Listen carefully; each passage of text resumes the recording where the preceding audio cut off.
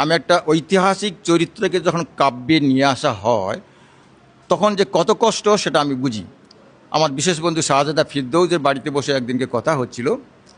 ও লিখেছে ব্যাস নিয়ে, তাকে আমি একটু জোশ করে বললাম, তুমি তো ব্যাসকে নিয়ে লিখেছো, আমি ওর মাকে নিয়ে লিখব। আমার লেখার স্টাইল, প্রবন্ধ, কবিতা, রম্য রচনা ইত্যাদি রয়েছে, ছোট গল্প আছে। তখন বলো তুমি লেখো। সেই আমার আরম্ভ হলো। তারপরে গবেষণার মধ্য দিয়ে এটাকে আমি লিখলাম। Struggle for existence and survival of the fittest, একটা ডারউইনের তত্ত্ব। আমি এর বিরোধিতা করি। স্ট্রাগল ফর আমরা পরস্পর ঝগড়া করছে, মারামারি করছি, যার শক্তি বেশি থাকবে সে বেঁচে থাকবে, আর যার ক্ষমতা নাই সে মরে যাবে। এটা মানব সভ্যতার, মানব ইতিহাসে হতে পারে না।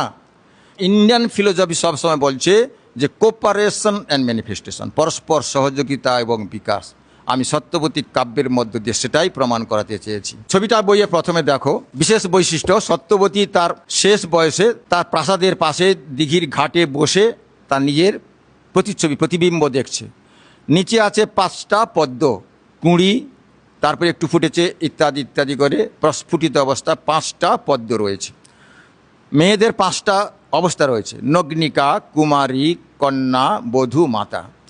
সত্যবতী এই সমস্তটা যখন শেষ জীবনে এসে দেখছেন যে তিনি সমস্তটা তার মানসিকভাবে বিশ্লেষণ করছে।